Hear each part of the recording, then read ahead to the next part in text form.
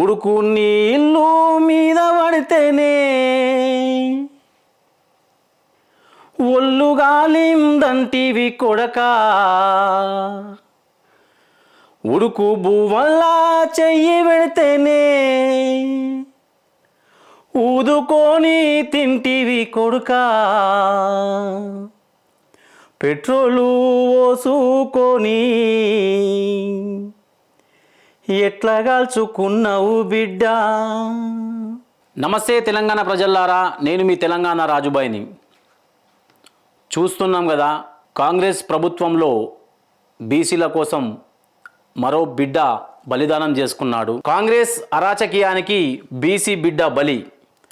Petrol పోసుకొని నిప్పంటించుకున్న యువకుడు, గాంధీలో తుది శ్వాస విడిచిన సాయి ఈశ్వరాచారి, నివాళులర్పించిన పలువురు బీఆర్ఎస్ బీసీ నేతలు, కాంగ్రెస్ ప్రభుత్వ తీరుపై బీసీ సంఘాల ఆగ్రహం. ఇది ముమ్మాటికి సర్కార్ చేసిన హత్య అని కేటీఆర్ గారు, రేవంత్ రెడ్డి మోసానికి ఈశ్వరాచారి బలి అని హరీష్ రావు గారు, కాంగ్రెస్ విచక్రీడ వల్లే బీసీ బిడ్డ మృతని దేశపతి శ్రీనివాస్ గారు వ్యాఖ్యానించారు. చూస్తున్నాం, ఒక బీసీ బిడ్డ చూస్తేనే గుండెలో బాధ అవుతుంది. మరి ఇంకా ఎన్ని చావులు చూస్తుంది ప్రభుత్వం? ఎప్పుడు మారుతుంది? రైతన్నలు చంపబట్టే, బీసీ బిడ్డలను చంపబట్టే అటు ఆటో డ్రైవర్లకు నిల లేకుండా చేస్తుంది. ఈ ప్రభుత్వాన్ని మనం ఎప్పుడు నిలదీసేదని చెప్పి ప్రజలు ఆవేదన వ్యక్తం చేస్తున్నారు. చూడు, చిన్న బిడ్డను, వాళ్ళ బిడ్డను చూస్తుంటే మనసు తరుక్కపోతుంది. ఉడుకు నీళ్ళు మీద పడితేనే ఒళ్ళు గాలిందంటివి కొడకా, ఉడుకు బువ్వల్లా చెయ్యి పెడితేనే ఊదుకొని తింటివి కొడుకా, పెట్రోలు పోసుకొని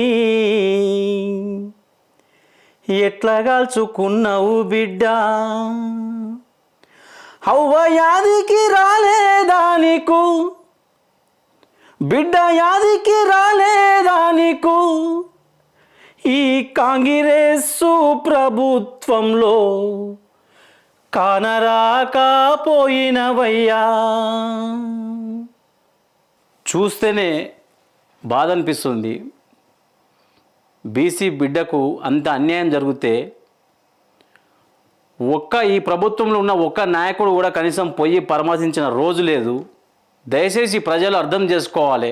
ఇప్పటికైనా ప్రభుత్వం కళ్ళు తెరిచి సావులను ఆపి హామీలు నెరవేర్చే హామీలు మాత్రమే ఇవ్వండి.